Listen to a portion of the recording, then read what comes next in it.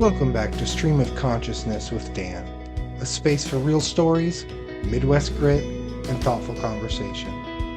Today's guest is someone who embodies all three, Gilbert Brown. If you grew up in the Midwest, especially in the 90s like I did, you knew the name, the Gravedigger, a Green Bay Packers legend, a force on the field, and a presence that stuck with you long after the game ended. But Gilbert's story doesn't start at Lambeau Field. It starts in Detroit, Michigan, in a neighborhood where grit wasn't a slogan, it was survival. In this episode, we're breaking it into two parts. First, Gilbert takes us back to his roots, growing up in Detroit, chasing the dream, and living the life of an NFL player. Then we'll shift gears and talk about life after football, his foundation, his purpose, and what legacy means when the pads come off. This one's personal, it's powerful, and it's exactly why I started this podcast. So without further ado, here is my conversation with the gravedigger, Gilbert Brown. All right, we are live from my home in Omaha, Nebraska. We have a Packers legend as the first guest of the Stream of Consciousness podcast, Gilbert the Gravedigger Brown. How are you doing today, Gilbert? I'm good, buddy. How are you? Considering I'm talking to a Super Bowl legend, philanthropist, great example in the community, I think I'm doing pretty good. I'm very blessed. If you good, I'm good. That's what I like to hear. So let's just kind of kick it off. So for people that don't know, Gilbert grew up in Detroit, the Motor City. If I recall correctly, your dad worked at Chrysler, correct? Absolutely. Yeah. Well, that's awesome. So can you just kind of talk about what it was like growing up in Detroit and, trying to stay out of trouble and just stuff like Yeah, that? yeah. Yeah, since you started with my dad, and my dad and mom was from uh West Virginia. Like Charleston, Beckley, Hmm. West Virginia, stuff like that. And they moved up to Detroit to get in everybody was getting the auto workers jobs and different things back then. So my dad started working at Chrysler Jefferson Assembly Plant, and I grew up on the west side of Detroit City. It wasn't an easy life, but it was a good life. My mom did everything she can, take care of five kids and Yep. putting food on the table and doing her best to do things. And like I say, man, it was different. I don't like to Hmm. dwell on the bad stuff, but Right. it whatever it was, it turned me into the man I am today. Yeah, exactly.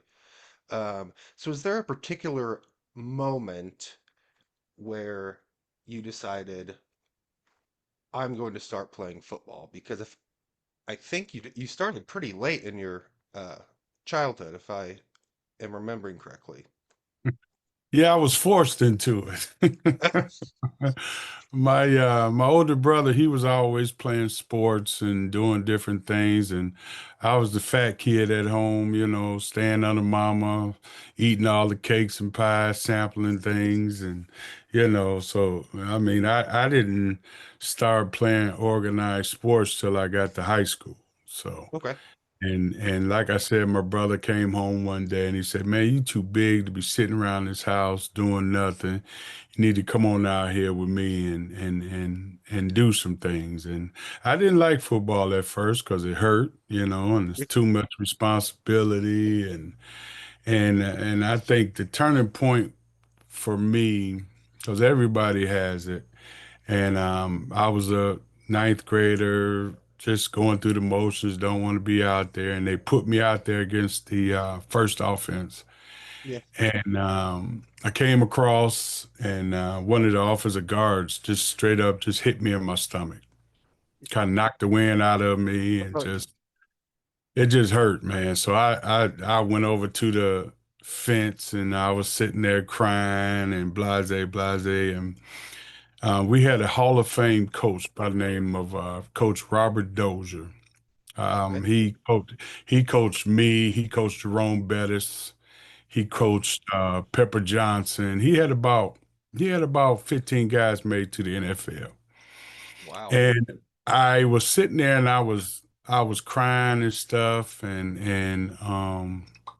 he looked at me with so much disgust and was like, that's the wasted talent, son, wasted Mm. talent, and walked off. And then my brother looked at me like, and just like he was disappointed in me, you know? Yeah. And I got myself up and went home that night crying and doing things. And my mom was like, you know how moms are. Oh, it's okay, baby. Yes. You ain't gonna quit, but you go back out there tomorrow and do your best. And them words, probably just to anybody that's like whatever blase, but coming from my mom, it Hmm. clicked. Yeah. The next day I went out there and I told myself, I said, you know what? I don't know what's gonna happen, but I'm gonna just go forward and hard.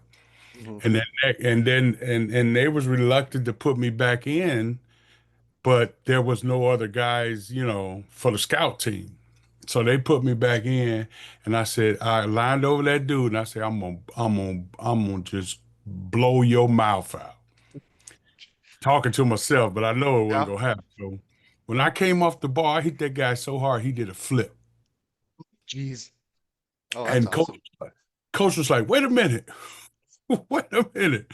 So from that day forth, I was building and building because I started to understand, because I really wanted to understand it. And by first game, because that was, summertime and Hmm. training camp, whatever. By first game, I was starting, and I But didn't. as a freshman. As a freshman, I never looked Yeah. back. Well, that's really cool. Were you always, um, I mean, you said you're always big, but like compared to the other kids, were you, I mean, pretty darn big? Absolutely. Yeah, I was I Okay. was I was a large individual back then. I think when I graduated high school, I was like 6'2", 322 pounds Oh when I man. graduated. Um, Of course, when I get to Kansas, that was too big. So I had oh, to get down like yeah. I had to get down to like 305 and I was always on the fat man's table at Kansas. So So yeah, that's actually a perfect transition into what I wanted to talk about next is why you chose Kansas. I mean, you were a fairly sought after recruit. Probably could have went to Michigan or Michigan State hmm or, hmm another Big Ten school. So if you Right. could kind of tell about what went into your decision to choosing Kansas. Well, I mean, it's kind of like, you go on your college visits and you do certain things. And to be honest with you, I don't know why, but I really wanted to go to the University of Minnesota. I don't know Oh, why.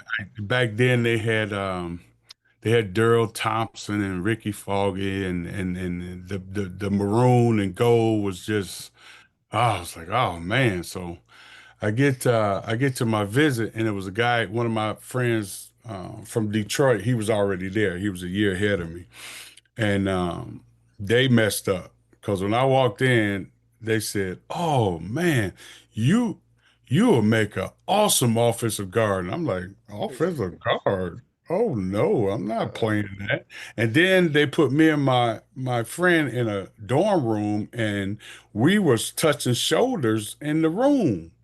And I'm like, I looked, I said, man, if somebody fart, we gonna die in this place, man, So it was like, no, I don't think I want to go there. And I took my visit to the University of Kansas, which was a little further out, and I mhm, was like, it's quiet, it's different, it's this, that, or the other. And then I get back home and Michigan is blowing my phone up, you know mhm, come here. You got to come here. So the day I told everybody I was going to Kansas, it was Michigan, Michigan State, Minnesota, and Kansas. And there was another school in there in the gym. And I just went in the gym and talked to my mom and my dad about it. And I just said, I'm going to Kansas. mhm. And just because I know Michigan is such a great university, and Mhm. I know if I'd have got to Michigan, I would have had to sit on the shelf for a year or two. Right. Uh, University of Kansas told me, "Hey, man, you got an opportunity to come in here and start and play and learn the game." And to me, that's a challenge. I know if I went to Michigan, I'd have probably had a national championship or even go to a bowl game. There's nothing promising in Kansas. They ain't seen bowls Mhm. since they went to the cabinet and opened up and saw the bowl on the shelf. You know what I mean? Yeah. So Yeah. it was a challenge, and I like challenges, and so I'm going to Kansas. Everybody looked at me like, "What? You doing what?" But it was Yeah. for me, man. Hmm. I just think it's neat because I've always seen you as a selfless individual, just kind of even at your position as a, nose tackle or like it's not for the lack of a better phrase, it's not the sexiest position. You're getting No, double it's no glamour. teamed. You're not being the pretty boy Brett Favre. Uh, It's no so glamour. no, like so I think that's just really neat because that kind of just embodies what you're about and trying to build a program up that hasn't had a lot of success and you eventually did get to a bowl, right? I think your senior year. Yeah, yeah. That's see that's the pinnacle of it. If you go back to when I was in high school and I started figuring out football and how fun it was and get past the hurt and the pain of it. And I was sitting on the porch with my mom.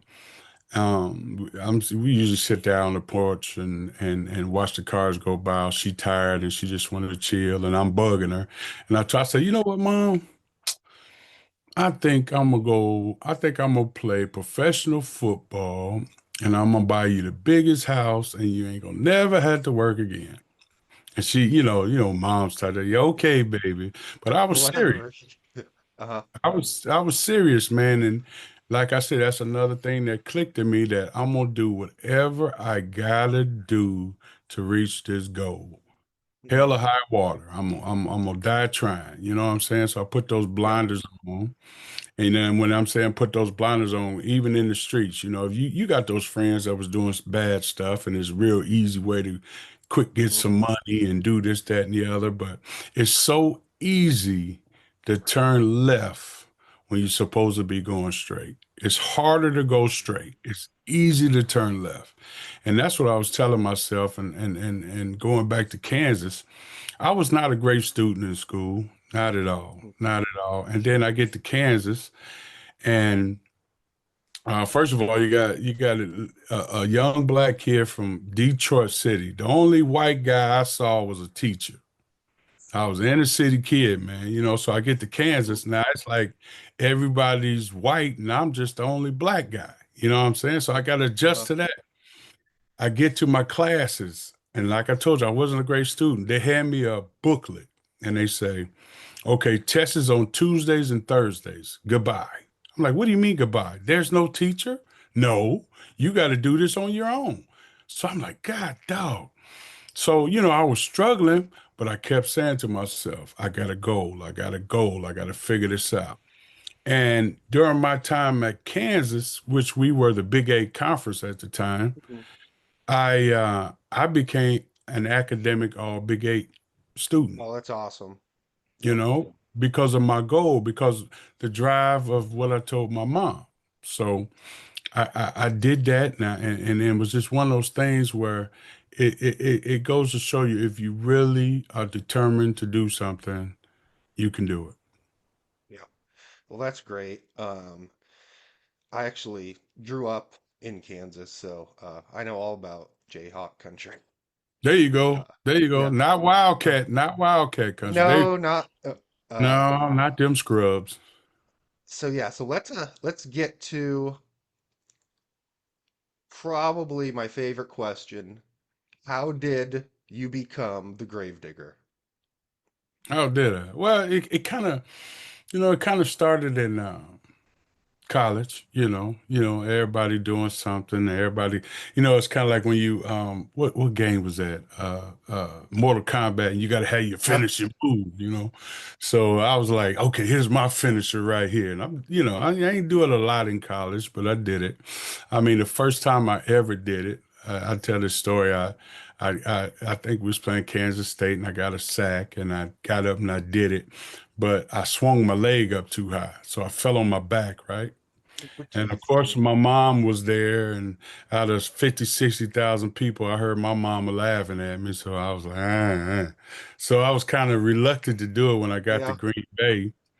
But, and I tell everybody, actually, Reggie gave me that name out of the locker room. Oh, he did. Okay, cool. Yes, so it kind of stuck, man, and I'm proud that he gave me that name and it stuck. So I'm kind of cool with that.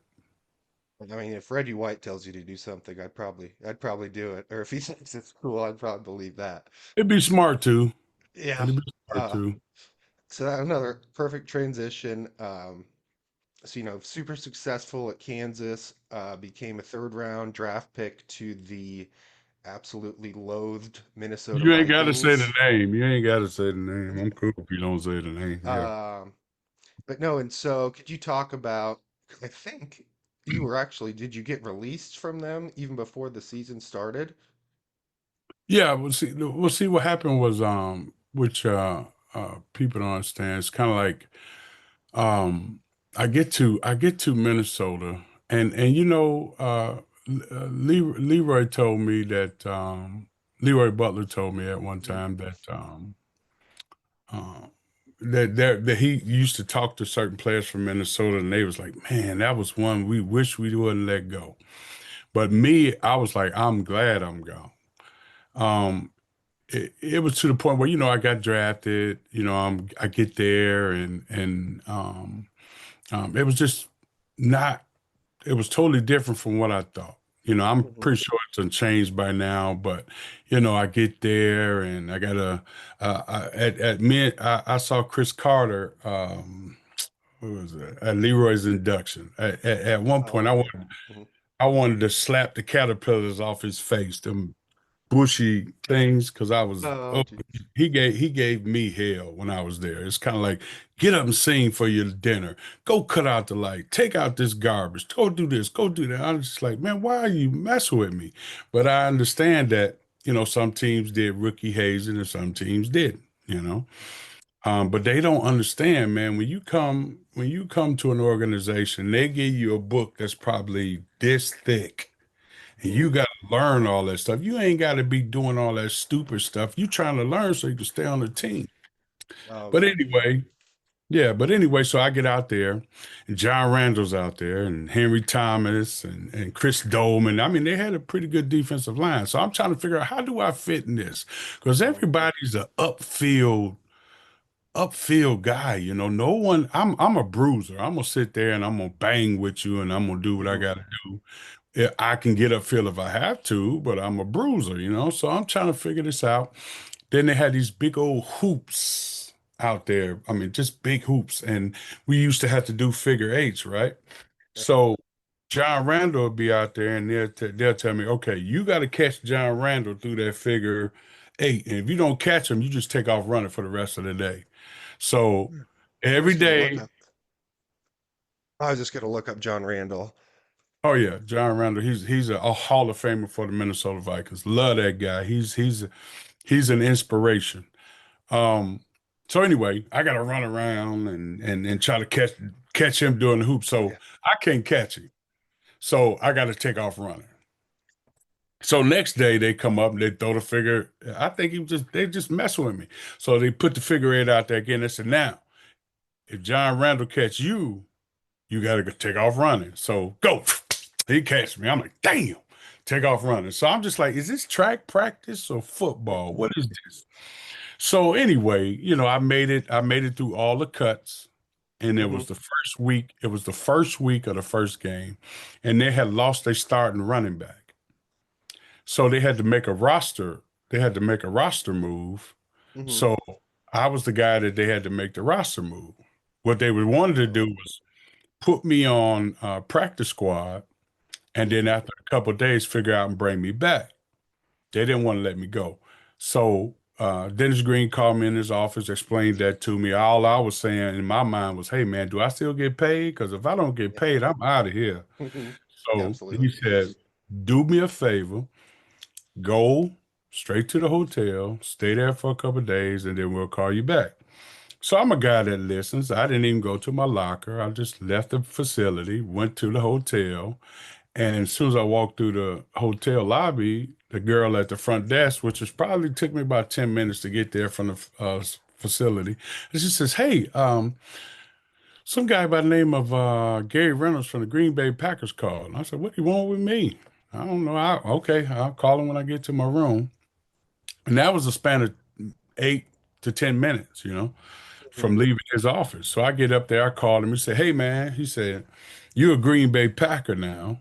So we're going to send you a plane ticket and we'll see you tomorrow. I said, Mr. Reynolds, I got my truck. I'll see y'all tonight. I Oh, geez. Okay, cool. I loaded my truck.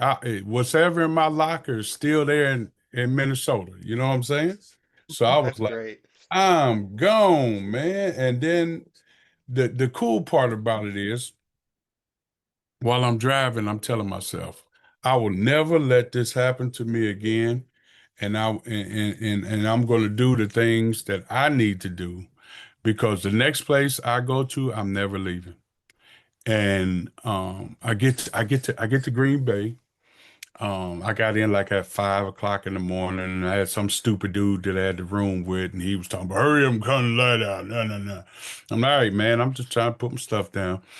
So I get in there in the locker room, and as soon as I walk in, Reggie comes walking past me, and I'm like, wow, oh wow. To me, Reggie White is the greatest defensive lineman that ever put his hand in the dirt. And now I'm watching my idol walk past me. Mhm. To me, as a young guy, I told myself right away, I'm gonna stick to him like a sponge. And I'm gonna gather everything I can so I can be close to his level. I'll never be his level, Mhm. close to his level. I want to be that guy that he can rely on to get things done. So it was pretty awesome. And that turning point right there, man, is it's like night and day for me, you know. Mhm. Yeah. They gave me a locker, which was crazy. They gave me a locker to where it looked, you know how they give a guy a locker like he ain't gonna be here long. Oh, So right. Yeah. because it was funny, it's because okay, the DBs was right here, Leroy Butler was right here. So this is my locker. Then next to me was George Kuntz and the linebackers. Got it? Yeah. And then going down that way was the all defensive linemen. So I'm like, why ain't I over there? Why am I in between these guys? Yeah. What's going on?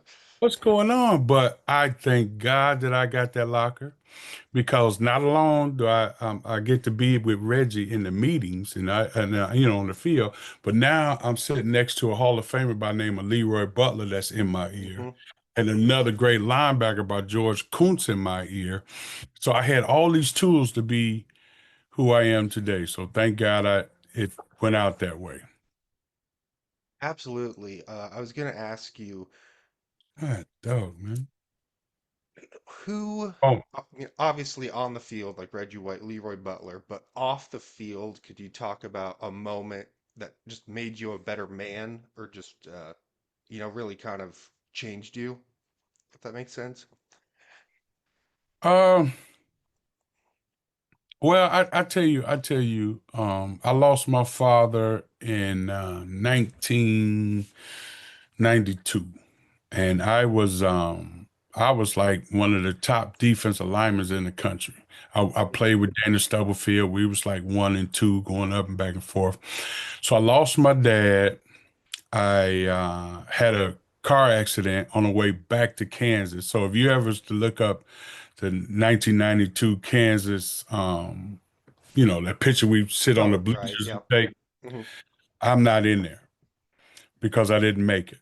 I just had a lot of stuff on my mind, and I could have fumbled my whole existence in football because I was so down on myself. I was so feeling sorry for myself. And Mhm. um, I got back to the University of Kansas and they thought I was playing. I didn't want to run my running test, all this stuff. So they put me on like 15. Now I'm one of the top defensive linemen in the country, and they put me 15 because we had another guy by the name of Chris Mamalonga, so he was pretty good too. So they figured, oh, we can just start them two and let Gilbert come off the bench. We're gonna teach him. So I was like, okay, well, I could have just went in the tank, but I got too much fire in my gut, man. Yep. And I was just like, you know what? Okay, I'm 15, so I got to go against their first team offense. I'm gonna beat them till they stole something. I forced them to start me. They Mhm. could not hold me back. And going through that, I had a lot of things I went through in my life, but that was one of them that pushed me to get me back on track. No, well, that's really cool. We'll have one more question, and then if you don't mind, we'll take a quick break, and then we'll get to your Hmm. foundation. Does that sound good? Sound good, brother. All right. So, like I said, I was doing some research, and I think I was too young to remember, but the Gilbert Burger. Hmm. How did that come about? Started at the University of Kansas, man. You know, that's why people always talk about the NIL deals and all this stuff and all that stuff. I was like, man, I wish we would have had NIL deals when I was growing up because my mom would send me, because she got 5 kids, she would send me $50 a month, and I would have to make that $50 work for the whole month. Mhm. So if I'm on this fat man's table and I'm eating lettuce all the doggone time, I got to take some money and I got to make it work. And when I Yeah. do, I got to make it work. So I used to go to Burger King and I would get me a triple. Remember, they used to have triple Whoppers back in the day. Oh, So I used to get me a triple and I said, I got to make it last. So I want extra everything. Extra cheese, extra tomatoes. Back then, they didn't charge for so much for extra like they do now. oh, yeah. So I would get that, and then I would be like, no pickles. I don't want no pickle. That no, and cut it in half so I can sit there and wiggle my feet and enjoy this sandwich that's gonna fill me up, man. So that's how I started. It started in the Oh, University of Kansas, man. that's really cool. So I was talking to my dad, and my dad's from Wisconsin, huge Packer fan too, and he was telling me a story after a long night at the bars. He went and got a Gilbert burger, and he said it was like the most magnificent thing he's ever eaten in his life. I So, try to tell everybody. I said, if it ain't sloppy, it ain't good, baby. oh, that is good. Well, yeah, so let's just take a quick break, maybe like 5 minutes, and then we can get into talking about your foundation and kind of your life after football. Sounds good, brother. All right, I'll be back.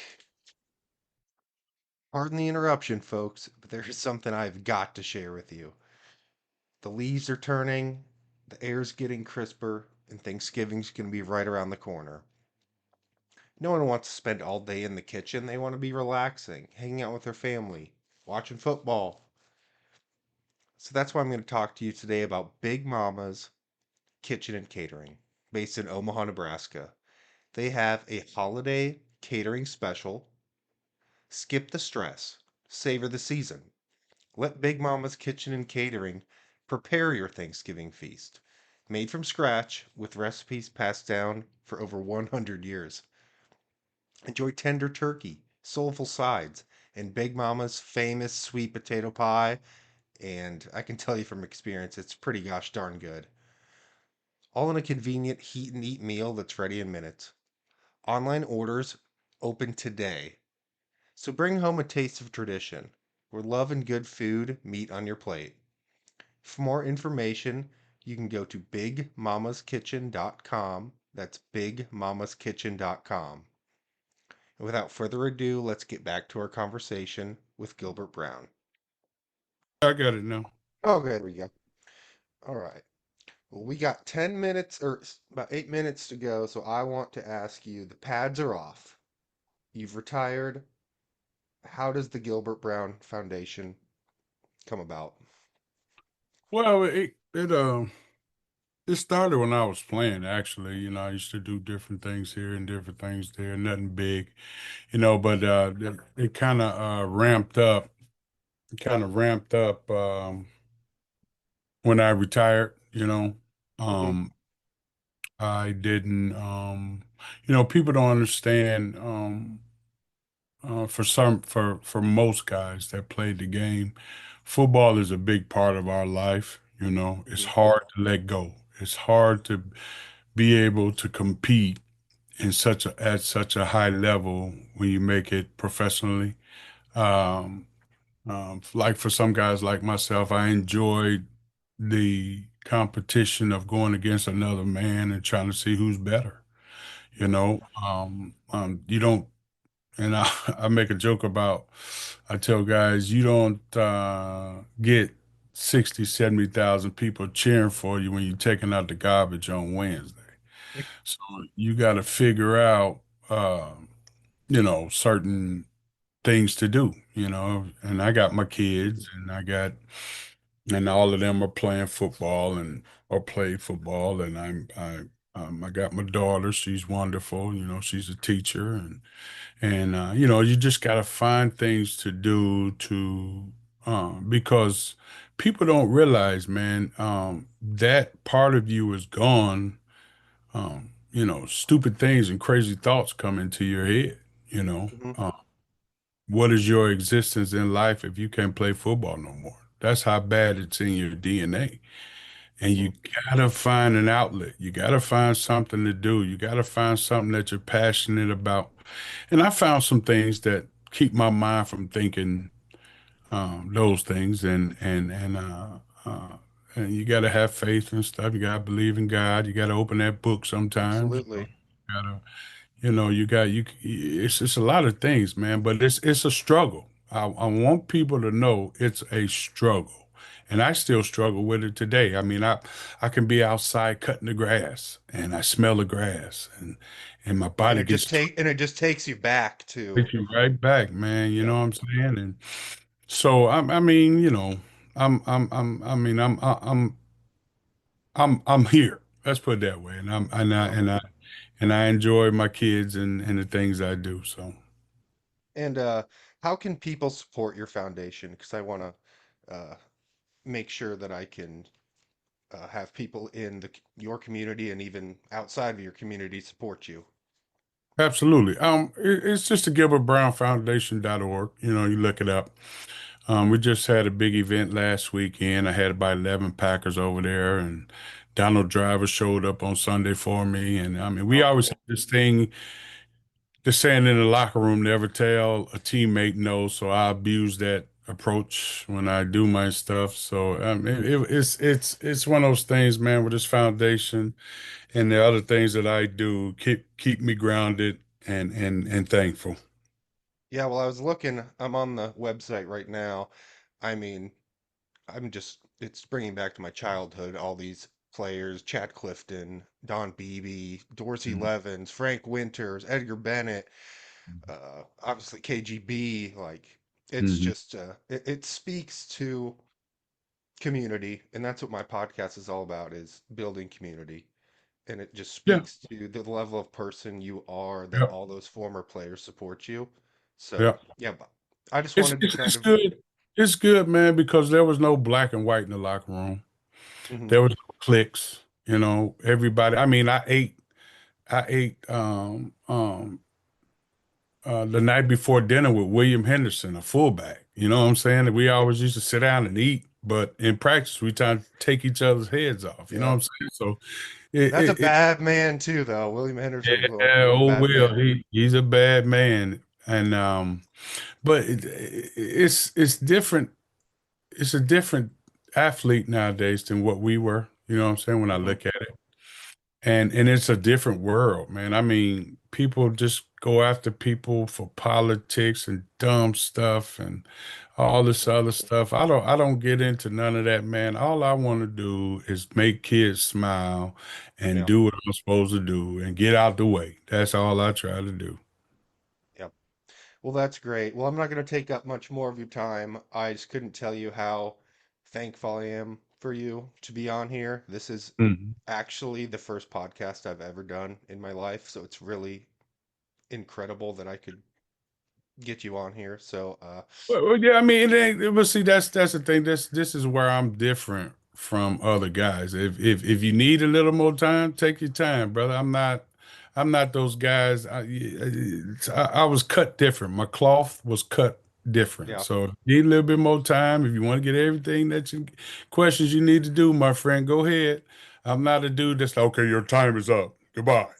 No, I no, enjoy talking to the fans, and I enjoy um, explaining to them what football means to me, and if it takes a little bit more past the time, I'm cool with it, buddy. no, it's all good. It's because of my Zoom. I think I need to upgrade it to the a different Uh, package or something. I I'm get not that. I sure. got you. Well, when you getting in the Zoom, man, and you getting the big names on here, you got to make sure you got the time, brother. I know. Uh, but yeah, But again, I would love to come back, man. So if you need me back, just let me know. I The will. main thing I want to say is Green Bay Packers are in my blood. I could have left several times, but I didn't because the Green Bay tradition, the fans, um, it's phenomenal, and I wouldn't Yep, trade it for nothing in the world, brother. yep, absolutely. Well, I will leave this podcast off with a super special hat that I will show you that I own. Hopefully, it'll make you laugh. We'll end it like this. I There like we it. go. I've got my cow.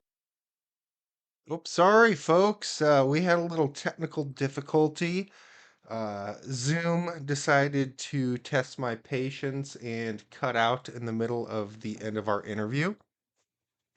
But basically, what happened was Zoom only allows you 40 minutes, and I wasn't aware of that, so I should have probably been more prepared, so I apologize. But Gilbert was great about it. I reached out and apologized that it cut out on him.